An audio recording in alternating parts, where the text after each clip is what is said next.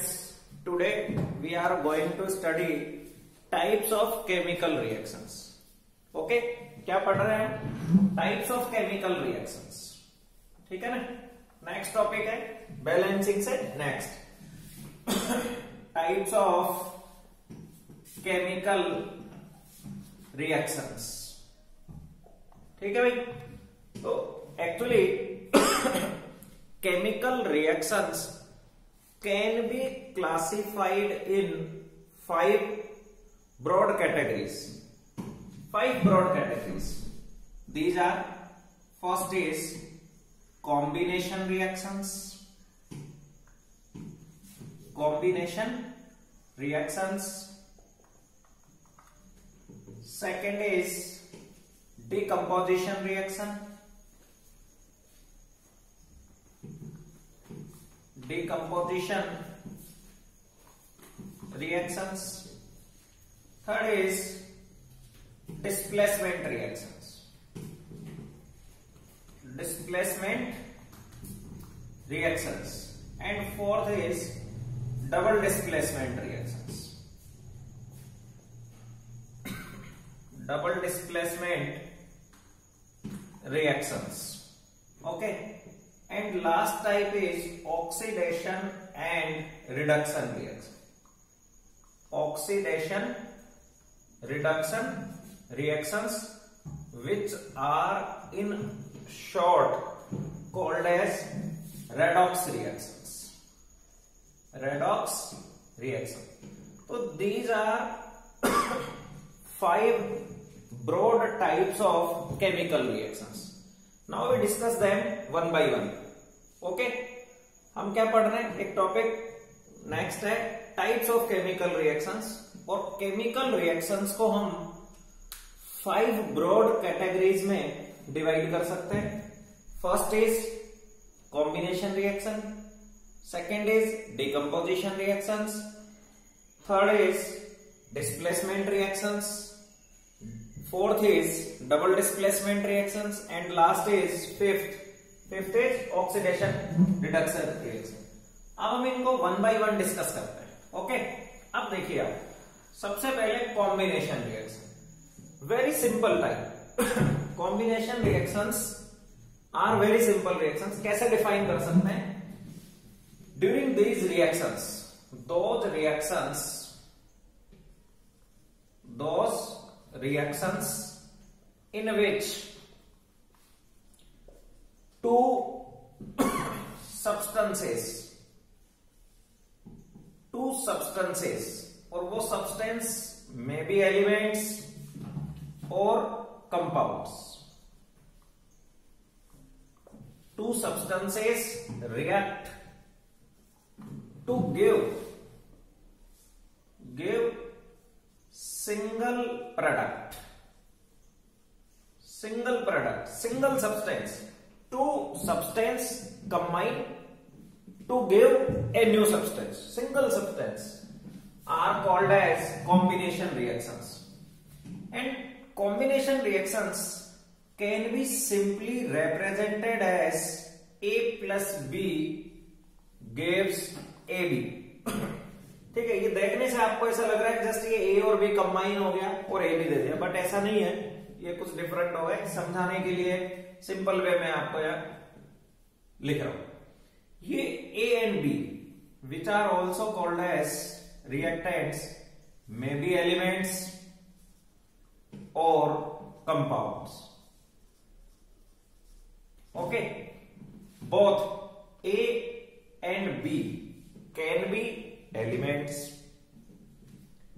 Both A and B can be elements. Both A and B can be compounds. Or either A or B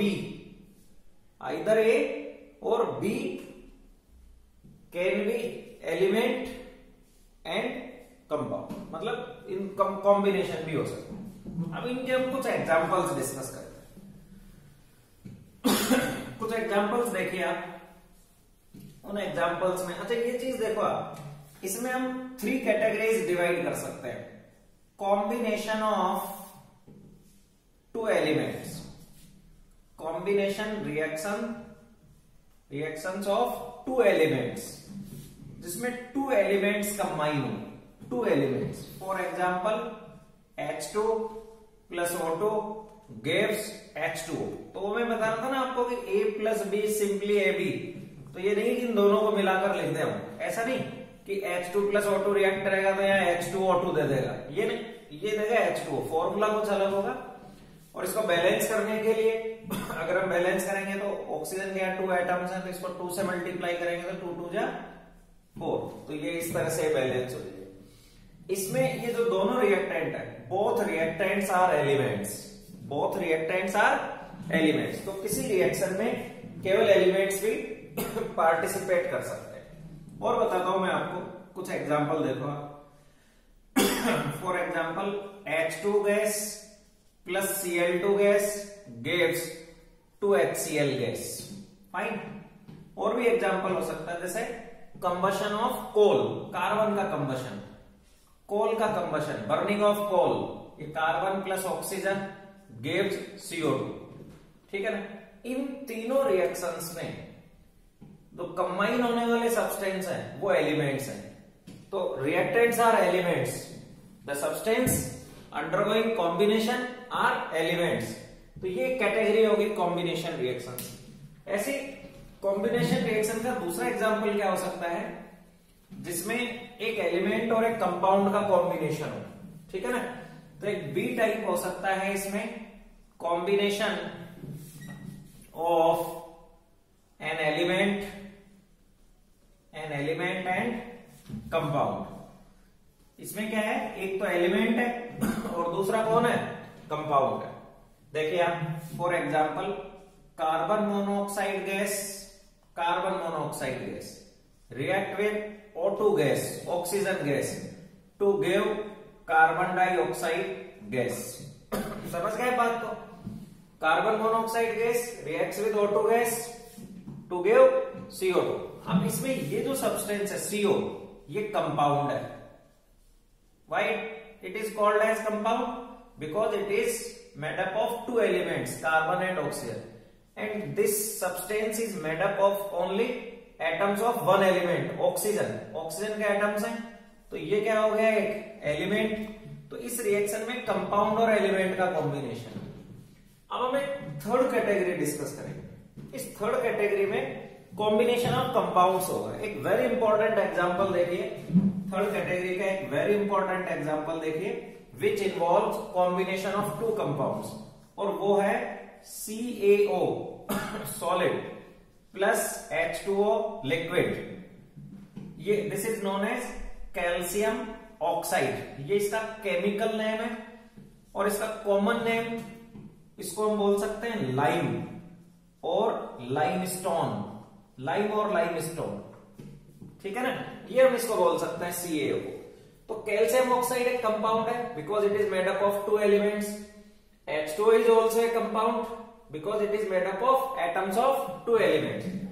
These two combine to give CaOH whole twice aqueous and large amount of heat is produced.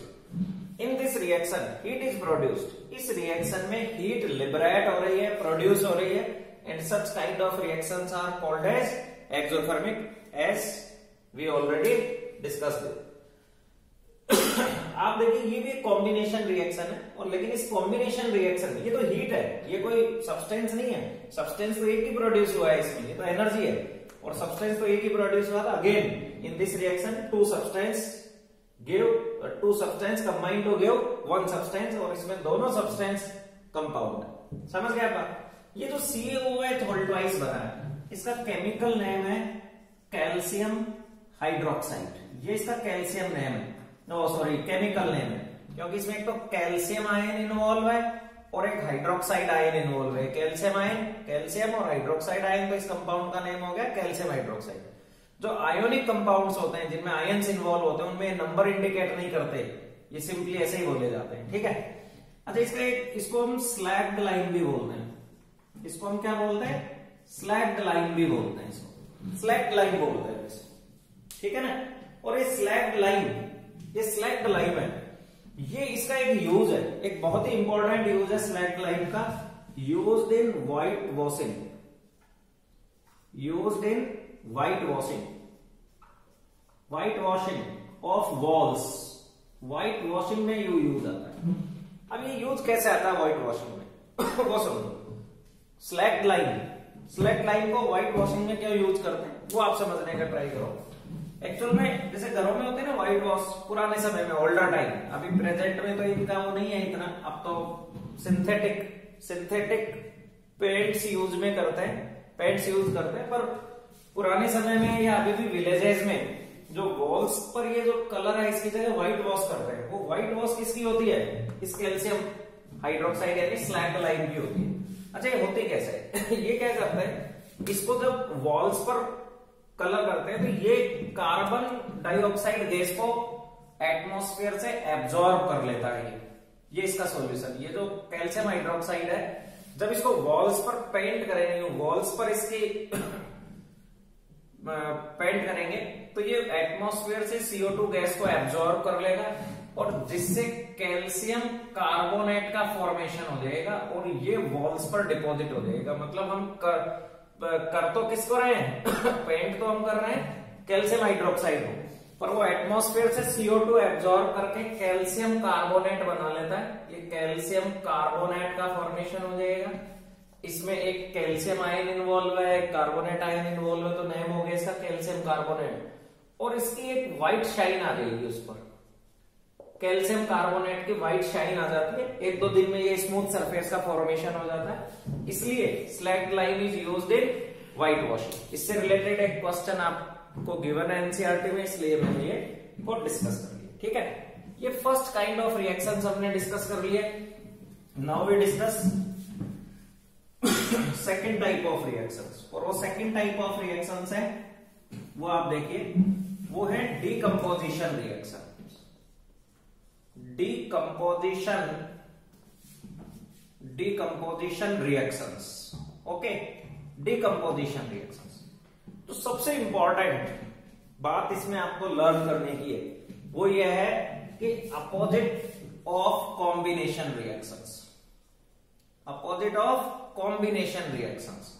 ये combination reactions के opposite होती है, combination reactions, opposite of combination reactions. Combination reactions के ये just opposite होती है। मतलब इनमें क्या होता है, इसमें एक सब्सटेंस ब्रेक डाउन होता है टू गिव टू और मोर सब्सटेंसेस।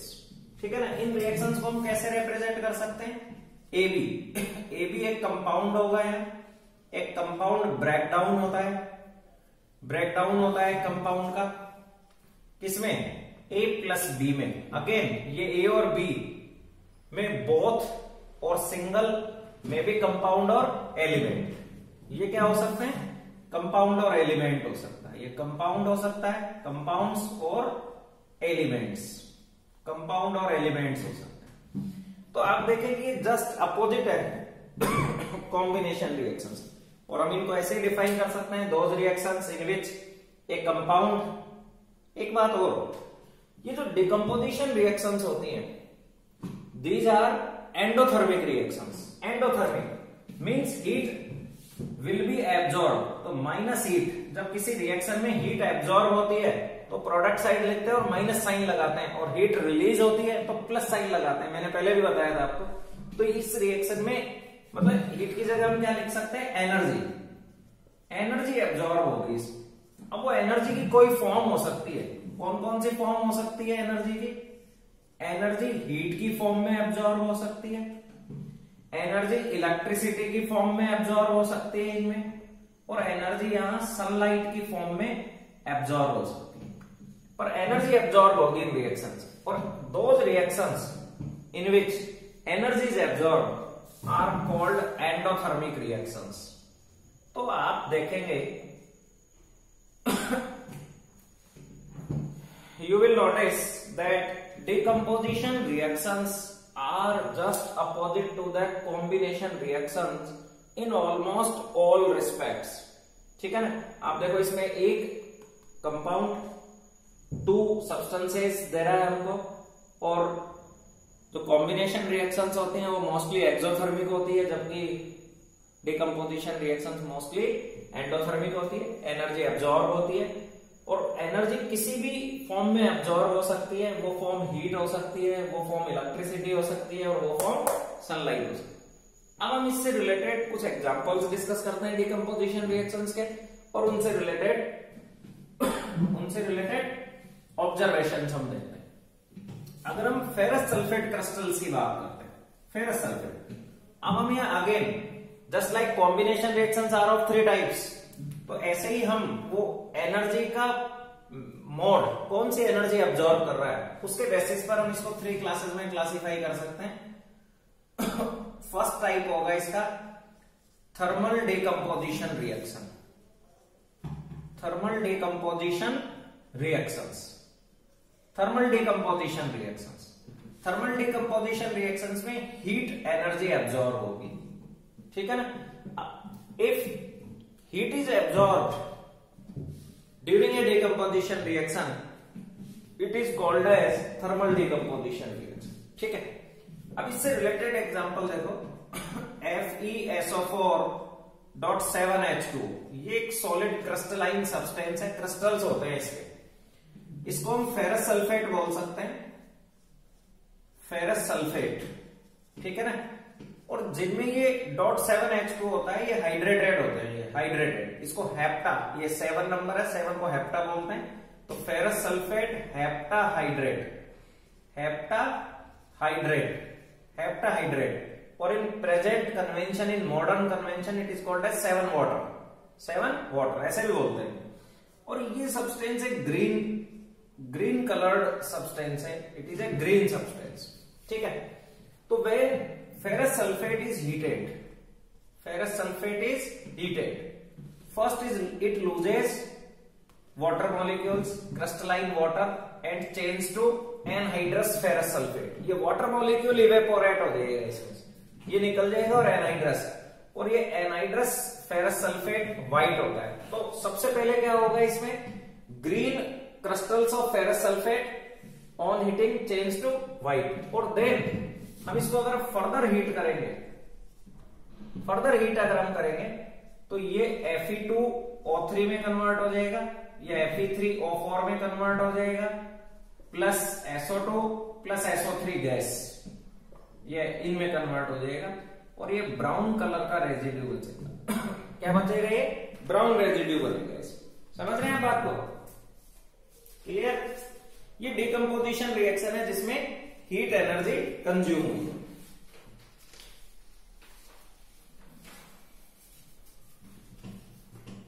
फाइन, ये Fe2O3 बनेगा, इसमें फेरिक ऑक्साइड बनेगा, और एक ब्राउन रेजिड्यू आ जाएगा, ब्राउन रेजिड्यू आ जाएगा, ब्राउन रेजिड्यू। और ये इसकी सफोकेटिंग स्मेल होगी, सफोकेशन होगा इसमें, ये suffocating smell of sulphur, smell of sulphur, sulphur की सफोकेटिंग स्मेल होगी। तो जब हम फेरस सल्फेट हेप्टाहाइड्रेट को हीट करते हैं, तो सबसे पहले तो उसमें से वाटर मॉलिक्यूल्स निकलते हैं, और एक व्हाइट सब्सटेंस में कन्वर्ट हो जाएगा, तो उसका ग्रीन कलर था वो डिसअपियर हो जाएगा, एनहाइड्रस सब्सटेंस बन जाएगा, और उसको फर्दर हीट करेंगे तो Fe2O3 का फॉर्मेशन होगा, ब्राउन रेजिड्यू बनेगा, SO2 and SO3 gas evolve हो जाएगी, ठीक है। इसी तरह का एक एग्जांपल और देखिए आप, जिसमें डिकम्पोजिशन रिएक्शन होती है, वो एक एग्जांपल और आप समझने का ट्राई करेंगे। थर्मल डिकम्पोजिशन का एक एग्जांपल हम डिस्कस करते हैं। थर्मल डिकम्पोजिशन का एक एग्जांपल देखिए, वो है lead nitrate.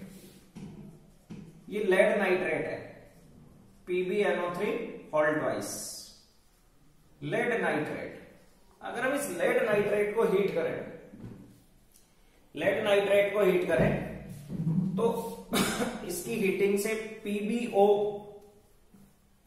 Solid substance residue का फॉर्मेशन होगा, एक NO2 गैस का फॉर्मेशन होगा, और साथ में O2 गैस का फॉर्मेशन, ठीक है।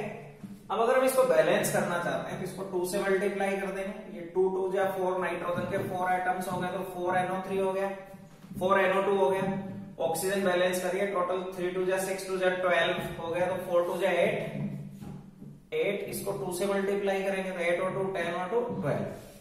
ये जो है PbO, अगेन ये लेड ऑक्साइड है, इस कंपाउंड का नाम, इस रेजिड्यू का नाम क्या है, लेड ऑक्साइड है ये कंपाउंड, और ये रेडिश ब्राउन कलर का होता है, रेडिश ब्राउन, ठीक है। और ये जो गैस बनेगी, ये जो गैस बन रही है इसमें, ये ब्राउन गैस है, नाइट्रोजन डाइऑक्साइड की ब्राउन गैस। तो इस रिएक्शन को जब हम हीट करेंगे, लेड नाइट्रेट को हीट करेंगे, तो we get a reddish brown precipitate and a brown gas of anode, ठीक है। ये भी थर्मल डिकम्पोजिशन का एग्जांपल है, इसमें भी हीट एनर्जी एब्जॉर्ब होगी। समझ रहे हैं बात को। अब हम डिस्कस कर रहे हैं ऐसी रिएक्शन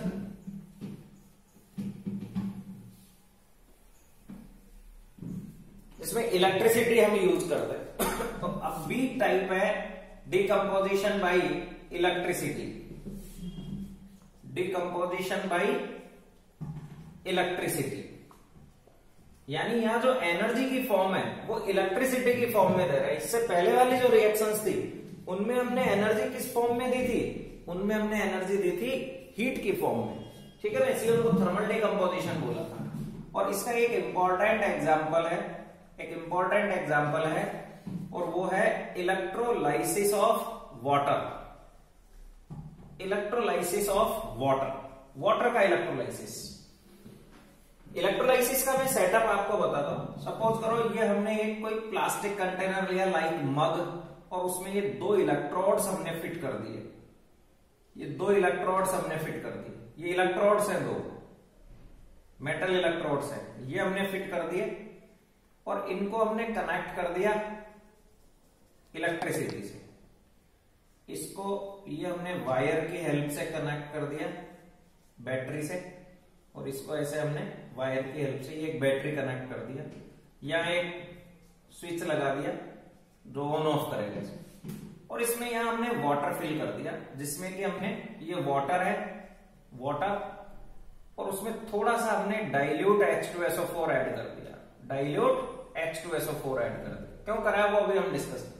देन हम ये इन पर एक टेस्ट ट्यूब इन्वर्ट करेंगे, एक टेस्ट ट्यूब, और वो टेस्ट ट्यूब शुरू में, बिगिनिंग में, शुरू में ये फुल ऑफ वाटर होंगी, वाटर से फिल करके, और देन हम इनको इन्वर्ट करेंगे, वाटर से फिल करके, शुरुआत में वाटर से फिल करके इनको हम यूं इस पर इन्वर्ट कर देंगे। ये इसका सेटअप हो गया पूरा इलेक्ट्रोलाइसिस ऑफ वाटर। अब बात आती है कि भाई यहां, अच्छा इसमें क्या है, जो ये पॉजिटिव टर्मिनल होता है, ये नेगेटिव टर्मिनल होता है, तो जो पॉजिटिव इलेक्ट्रोड होता है उसको हम एनोड बोलते हैं, और जो नेगेटिव इलेक्ट्रोड होता है उसको हम कैथोड बोलते हैं। तो ये पूरा सेटअप हो गया वाटर के इलेक्ट्रोलाइसिस। तो जब यह वाटर का इलेक्ट्रोलाइसिस होगा, H2O लिक्विड जिसमें कि थोड़ा डाइल्यूट H2SO4 प्रेजेंट है, यानी H+ आयंस प्रेजेंट है, हम यहाँ इलेक्ट्रिसिटी पास कर रहे हैं, तो ये डिकम्पोज हो जाएगा। H2 अगर ये बैलेंस करने के लिए 2H2 गैस और O2 गैस का प्रोडक्शन हो गया, 2H2 गैस है, O2 गैस का प्रोडक्शन। बात ये है कि अब हमने इसमें जब इलेक्ट्रोलाइसिस कराया वाटर का, तो H2SO4 क्यों ऐड किया? Actually pure water is poor conductor of electricity, उसमें इलेक्ट्रिसिटी का कंडक्शन बहुत कम होगा। Pure water is poor conductor of electricity. तो to improve the electrical conductance of water, dilute H2SO4 is added so that the electrolysis of water can take place smoothly, easily, fast, rapidly. Rate of reaction बढ़ जाएगी इसकी, ठीक है ना, समझ में आ रही बात। इसलिए H2SO4 ऐड किया, ये पूरा सेटअप हो गया, यहाँ इलेक्ट्रिसिटी हुई है। अब देखिए इसमें जो हाइड्रोजन गैस ऑब्टेन्ड होती है, हाइड्रोजन गैस, ये हाइड्रोजन मिलती है एट कैथोड, और ये जो ऑक्सीजन गैस मिलती है, ऑक्सीजन गैस जो होती है वो एनोड पर होगी, और ये टेस्ट ट्यूब्स में फिल हो जाएगी। यानी ये एनोड है, यहां तो ऑक्सीजन गैस फिल होगी, इसमें तो O2 गैस, एनोड पर जो बनेगी वो O2 गैस होगी, O2 गैस होगी एनोड पर, और कैथोड पर जो गैस बनेगी वो H2 गैस बनेगी। धीरे धीरे ये बबल्स उठेंगे और ये H2 गैस होगी। आप देखिए इस रिएक्शन में H2 के 2 मॉलिक्यूल्स बन रहे हैं, हाइड्रोजन के 2 मॉलिक्यूल्स बन रहे हैं, और ऑक्सीजन का 1 मॉलिक्यूल बन रहा है, यानी जो हाइड्रोजन यहाँ ऑब्टेंड होगी उसका वॉल्यूम ऑक्सीजन के वॉल्यूम से डबल होगा। सपोज करिए इस प्रोसेस में 5 मिलीलीटर ऑक्सीजन ऑब्टेंड हो रही है तो वहां हाइड्रोजन का प्रोडक्शन होगा 10 मिलीलीटर। और अगर मान लीजिए वहां ऑक्सीजन ऑब्टेंड हो रही है हमको 20 मिलीलीटर सपोज करो किसी एक्सपेरिमेंट में, तो ये 40 जो हाइड्रोजन बनेगी वो डबल, क्योंकि आप देख रहे हैं इस रिएक्शन में जो हाइड्रोजन का वॉल्यूम, हाइड्रोजन के मॉलिक्यूल्स होते हैं वो डबल है इससे ऑक्सीजन के मॉलिक्यूल से जो प्रोड्यूस हो रहे हैं इस रिएक्शन। तो ये एक एग्जांपल हो गया डिकम्पोजिशन बाय इलेक्ट्रिसिटी। तो डिकम्पोजिशन रिएक्शन का सेकंड टाइप है। अब डिकम्पोजिशन रिएक्शन का थर्ड टाइप देखो आप। थर्ड टाइप वो है decomposition bye sunlight. Decomposition reactions का थर्ड टाइप है और वो है decomposition bye sunlight. Decomposition bye sunlight कुछ ऐसे सब्सटेंस होते हैं जो सनलाइट की एनर्जी को एब्जॉर्ब करके और डिकम्पोज हो जाते हैं। उसमें से बहुत ही फेमस रिएक्शन है सिल्वर क्लोराइड। सिल्वर क्लोराइड, ठीक है, सिल्वर क्लोराइड। और इस सिल्वर क्लोराइड व्हाइट सब्सटेंस होता है, व्हाइट सब्सटेंस। जब इस पर सनलाइट इंसिडेंट होगी, सनलाइट गिरेगी इस पर, सन रेज जब इसके ऊपर आएंगी तो ये डिकम्पोज हो जाता है सिल्वर मेटल में और क्लोरीन गैस में, Cl2 गैस में। तो क्लोरीन गैस इवॉल्व हो जाएगी, ये रेजिड्यू बच जाएगा। बैलेंस करने के लिए इसको 2 से मल्टीप्लाई कर दो, इसको 2 से मल्टीप्लाई कर दो। और सिल्वर का कलर कौन सा आता है? ग्रे। और and sometime it appears black, mostly grey. समझ गए ना सिल्वर। तो ये एक ऐसी रिएक्शन है जिसमें एक सब्सटेंस का डिकम्पोजिशन हो रहा है और उस डिकम्पोजिशन में जो एनर्जी एब्जॉर्ब हो रही है वो सनलाइट की फॉर्म में एब्जॉर्ब हो रही है।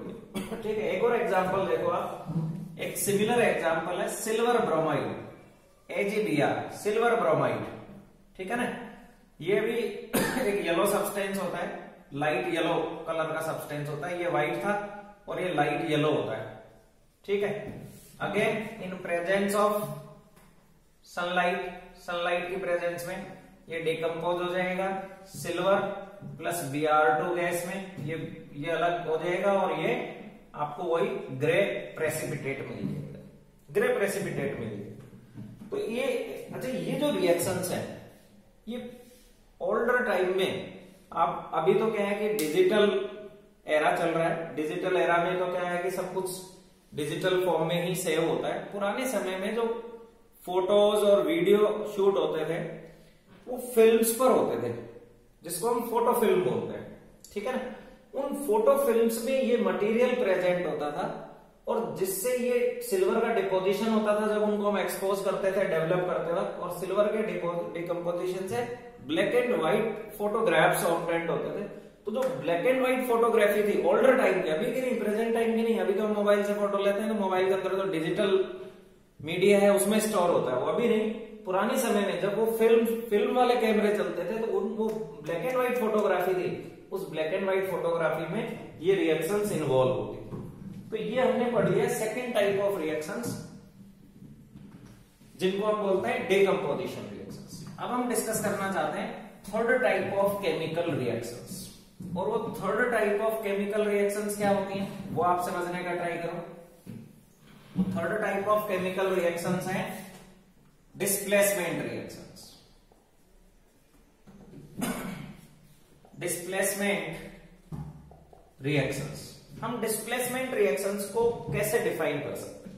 देखिए इनकी डेफिनेशन क्या है।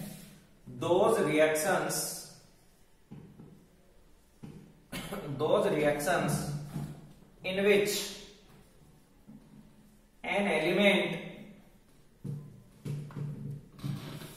takes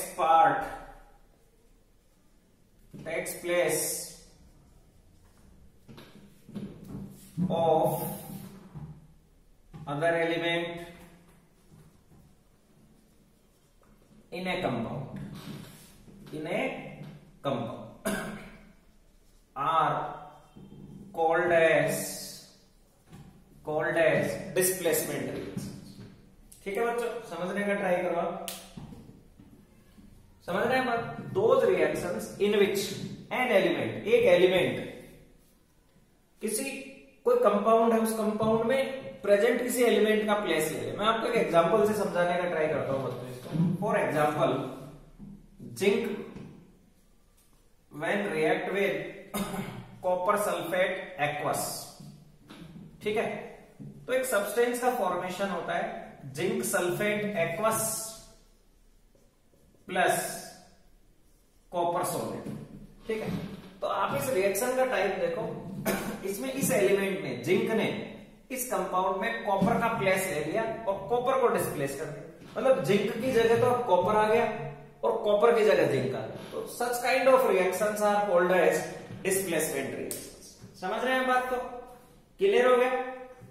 और भी कई एग्जांपल हो सकते हैं, जैसे आयरन डाल दें हम जिंक की जगह, Fe सॉलिड, ये कॉपर सल्फेट, ठीक है। एक और बात बताता हूं बच्चों, जैसे copper sulphate, aqueous copper sulphate जो है वो ब्लू कलर का होता है, ब्लू, और ये कलरलेस है। तो इस रिएक्शन की ऑब्जर्वेशन क्या मिलेगी, एक कि इसमें ब्लू कलर ग्रेजुअली डिसअपियर होता है। जैसे आयरन है, अगेन कॉपर सल्फेट का एक्वस सॉल्यूशन है, ब्लू है, तो ये आयरन कॉपर सल्फेट को क्या कर देगा, कॉपर सल्फेट में से कॉपर को डिस्प्लेस कर देगा, FeSO4 प्लस कॉपर मेटल। तो ये जो डिस्प्लेसमेंट कर दिया ना इसने, Fe ने कॉपर का प्लेस ले लिया, ये कलर डिसअपियर हो जाएगा इसका, धीरे धीरे gradually blue colour of solution disappears और ये brown particles of copper deposit हो जाएंगे कॉपर इसके आयरन के ऊपर। समझ रहे हैं बात को? ये हो गई डिस्प्लेसमेंट रिएक्शंस। अब हम डिस्कस करना चाहते हैं double displacement reactions.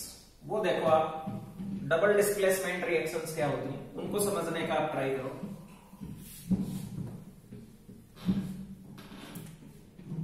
Fourth type है double displacement reactions. Double displacement reactions, इनमें क्या होता है, आयंस इन्वॉल्व होते हैं। देखो डबल डिस्प्लेसमेंट रिएक्शंस क्या होती है, those reactions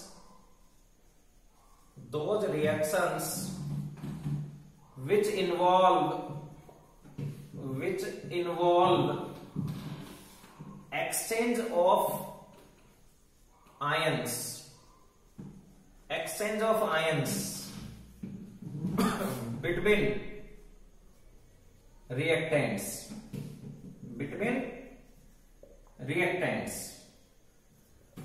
exchange of ions between reactants as an and between reactants are called as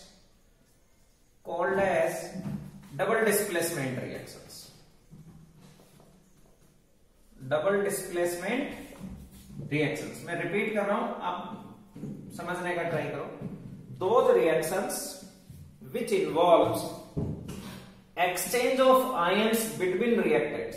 मान लीजिए उसमें दो रिएक्टेंट पार्टिसिपेट कर रहे हैं तो उनके आयंस का एक्सचेंज होगा। Such kind of reactions are called as double displacement reaction. एक और इंपॉर्टेंट बात है इसमें, वो इंपॉर्टेंट बात क्या है कि during double displacement reactions, during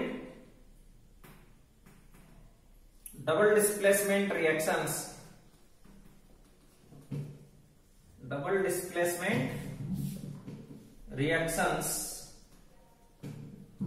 sometimes an insoluble substance is formed. Insoluble substance is formed. It is called as precipitate। किसका फॉर्मेशन हो जाता है, precipitate. What is precipitate? Precipitate is the insoluble substance formed during a reaction। Double displacement reactions के अलावा भी कुछ ऐसी reactions होती हैं जिनमें सम इनसॉल्युबल सब्सटेंस का फॉर्मेशन होता है और उनको हम प्रेसिपिटेट बोलते हैं। एक बात और क्लियर है कि सारे डबल डिस्प्लेसमेंट रिएक्शंस में प्रेसिपिटेट बने ये जरूरी नहीं है, समटाइम्स कभी कभी बनता है। कुछ ऐसे एग्जांपल्स हैं डबल डिस्प्लेसमेंट रिएक्शंस के जिनमें प्रेसिपिटेट भी फॉर्म नहीं होता है। अब हम इनके एग्जांपल्स डिस्कस करने का ट्राई करते हैं। देखो ये एग्जांपल्स क्या क्या है। एक एग्जांपल है, हमने एक एक्वस सॉल्यूशन लिया सोडियम सल्फेट का, सॉल्यूशन है, एक्वस लिखा है इसके ब्रैकेट में, यानी ये डिजोल्व्ड इन वाटर है, this substance in water, dissolved है, सोल्यूबल है। और एक हमने लिया barium chloride BaCl2 aqueous, both reacts. अब इनमें आयंस का एक्सचेंज होगा, सल्फेट आयन इधर चला जाएगा, क्लोराइड आयन इधर चला जाएगा, ये वाइस वर्सा, सोडियम आयन इधर चला गया, बेरियम आयन इधर फॉर्म हो, और इससे एक कंपाउंड का फॉर्मेशन हुआ बेरियम सल्फेट, ये सॉलिड प्रेसिपिटेट बनेगा।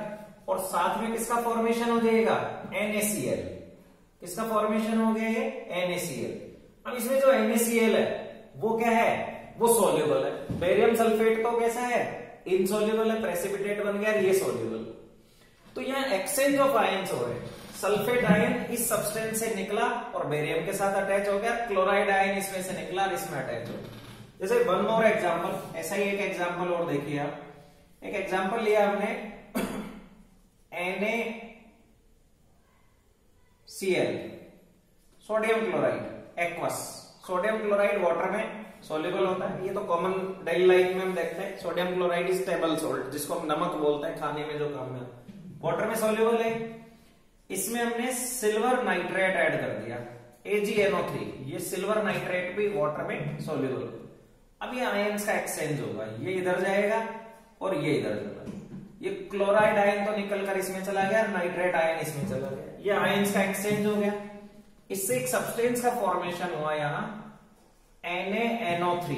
अब NaNO3 तो सोल्यूबल है वाटर में, लेकिन साथ में क्या बना, Ag, और ये क्लोराइड आयन यहाँ आ गया AgCl, और ये वाटर में इंसोल्यूबल है, प्रेसिपिटेट बन जाएगा, व्हाइट प्रेसिपिटेट बन गया, जिसको हम PPT लिख देंगे, व्हाइट PPT, व्हाइट प्रेसिपिटेट का फॉर्मेशन। ये क्या एग्जांपल, ठीक है। ये दो ऐसे एग्जांपल हो गए डबल डिस्प्लेसमेंट रिएक्शंस के जिनमें प्रेसिपिटेट का फॉर्मेशन हो रहा है। लेकिन अब जो नेक्स्ट एग्जांपल हम डिस्कस करेंगे डबल डिस्प्लेसमेंट रिएक्शन का, उसमें प्रेसिपिटेट का फॉर्मेशन नहीं हो रहा है। एक्चुअली ये एक पर्टिकुलर काइंड ऑफ रिएक्शन है, और वो है acid base neutralisation reaction, acid base neutralisation reaction, जिनकी डिटेल हम नेक्स्ट चैप्टर में भी डिस्कस करेंगे। एक हमने बेस लिया NaOH एक्वस, सोडियम हाइड्रोक्साइड, ये एक बेस है, और एक हमने HCl लिया एक्वस, ये एसिड है, और इसमें अगेन आयंस का एक्सचेंज हो रहा है, ये हाइड्रोक्साइड आयन इधर जाएगा और क्लोराइड आयन इधर जाएगा, और ये इधर चला जाएगा, समझ गए।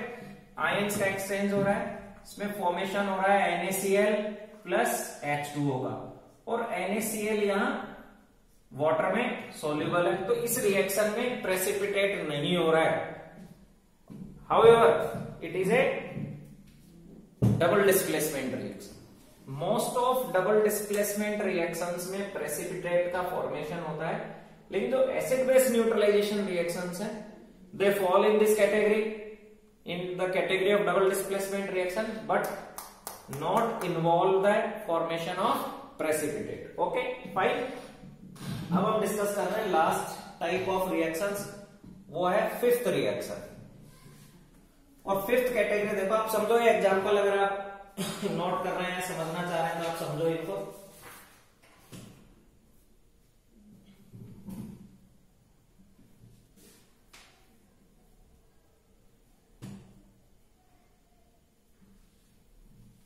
अब हम डिस्कस करना चाहते हैं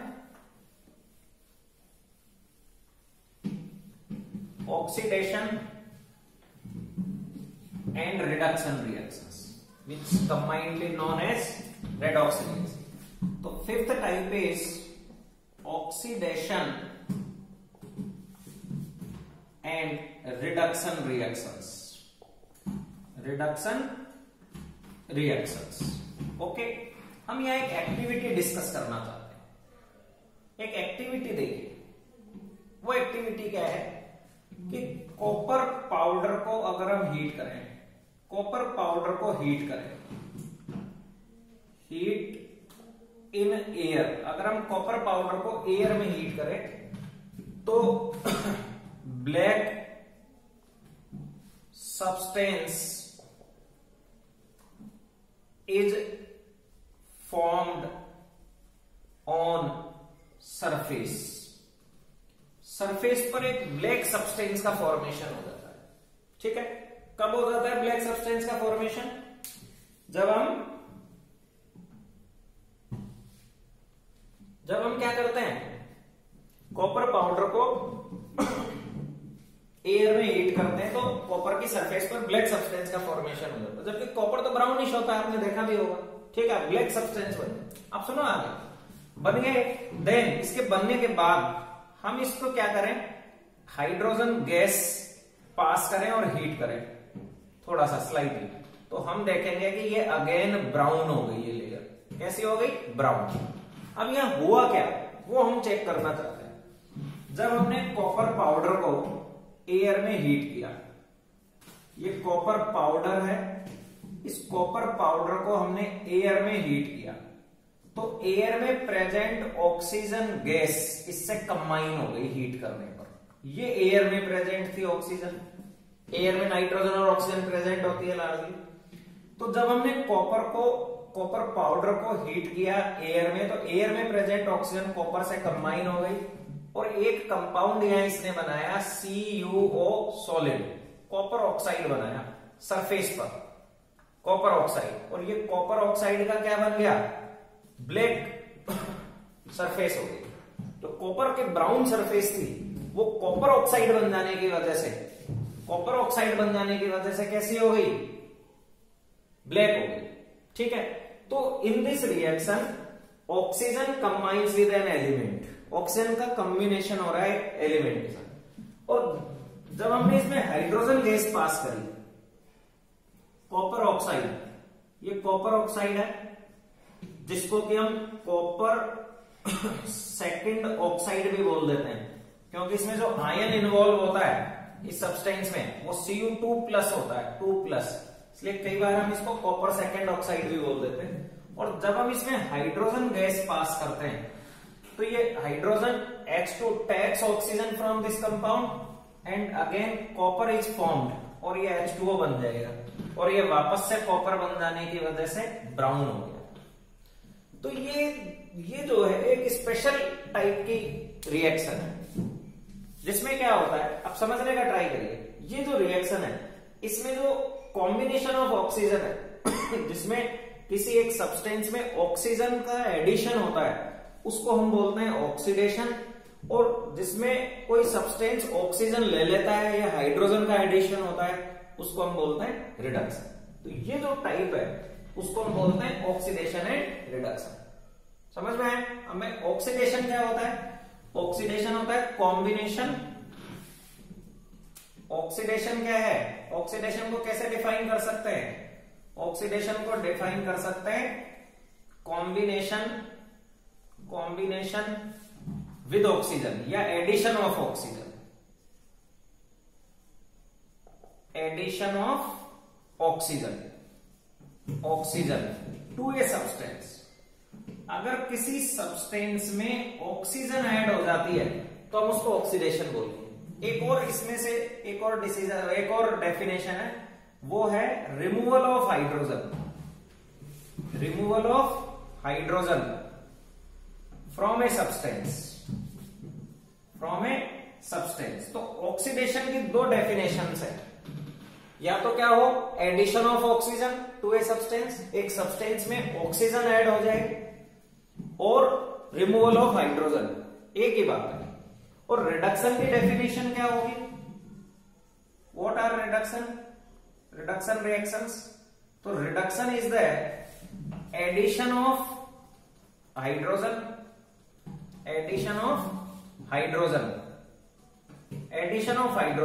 टू ए सब्सटेंस और रिमूवल ऑफ ऑक्सीजन,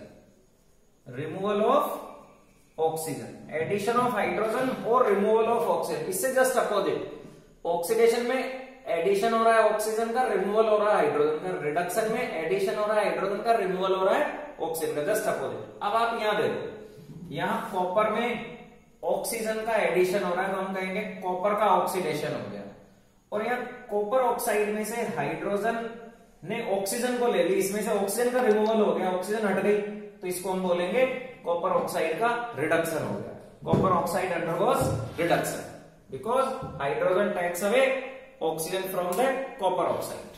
फाइन, समझ में आ गया है? क्लियर? आप इसको समझे ढंग से, दोबारा मैं रिपीट करता हूं, आप एक बार इसको ढंग से समझने का ट्राई करें।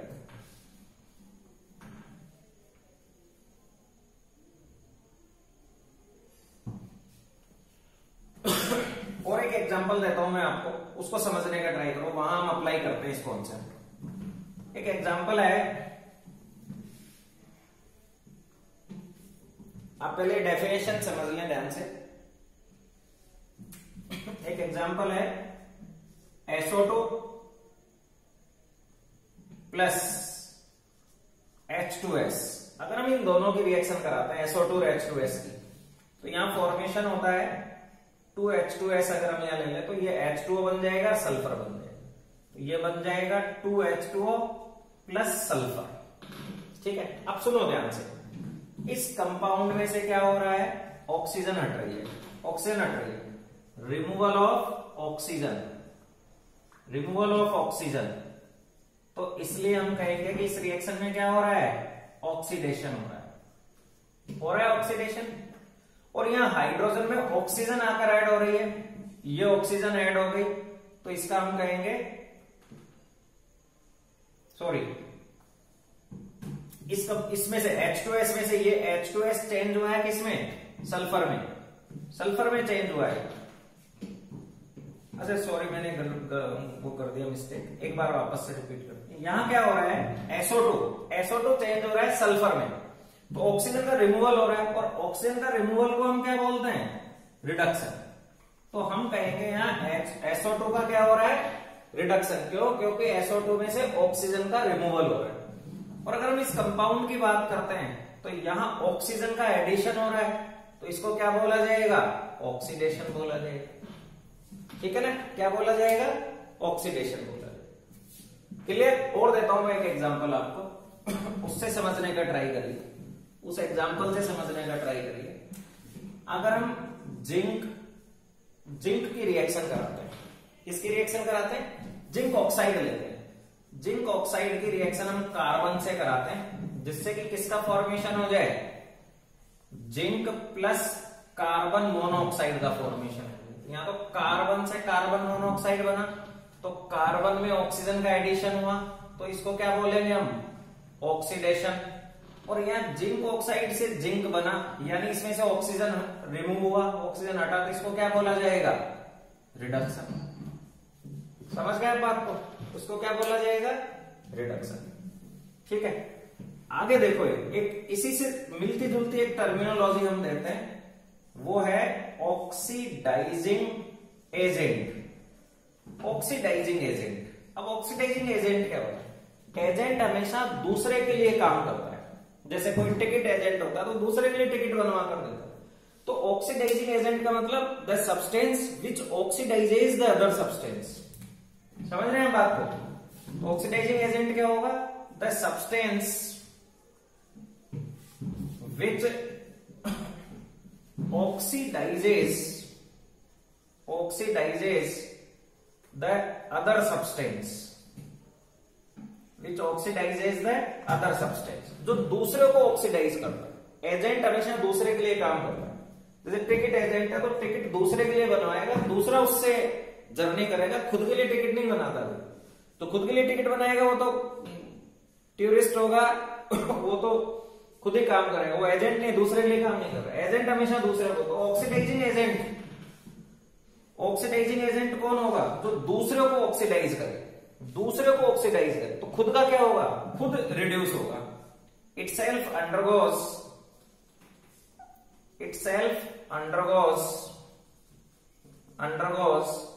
रिडक्शन।